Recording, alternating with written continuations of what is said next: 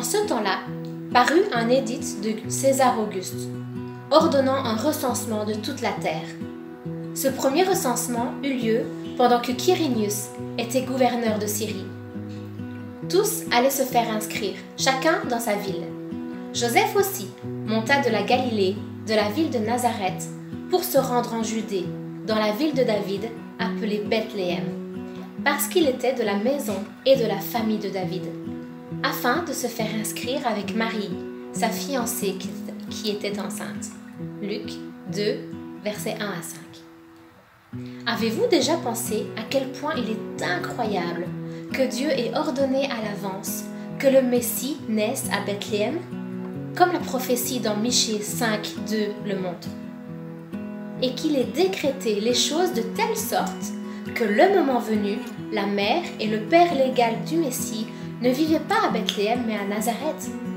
En outre, pour accomplir sa parole et amener à Bethléem deux personnes insignifiantes et inconnues, ce premier Noël, Dieu a fait en sorte que le monde entier soit inscrit chacun dans son village, en incitant Jules César à prendre cette décision.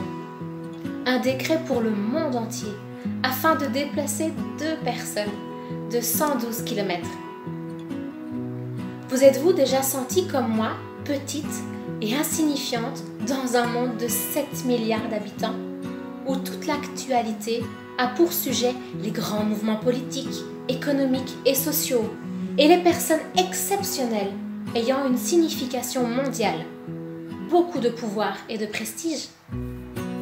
Si c'est le cas, ne laissez pas cela vous décourager ou vous rendre malheureux, car il est implicite dans les Écritures que toutes les colossales forces politiques et tous les géants complexes industriels, sans même le savoir, sont sous le contrôle de Dieu, non pour leur propre intérêt, mais pour celui du petit peuple de Dieu, la petite Marie et le petit Joseph, qui doivent se rendre de Nazareth à Bethléem.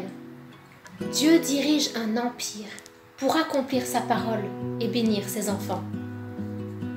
Ne pensez pas que parce que vous rencontrez l'adversité dans votre vie, la main du Seigneur est trop courte.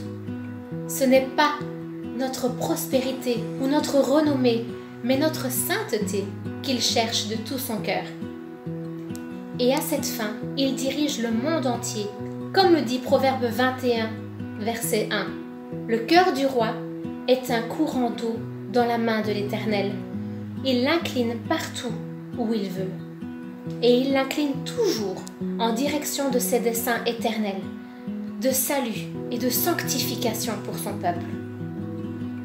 C'est un grand Dieu pour les petits, les personnes insignifiantes, et nous avons de grandes raisons de nous réjouir, car à leur insu, tous les rois, présidents, premiers ministres, chanceliers et chefs du monde suivent les décrets souverains de notre Père céleste, afin que nous, les enfants, puissions être conformes à l'image de son Fils Jésus-Christ et entrer ensuite dans sa gloire éternelle.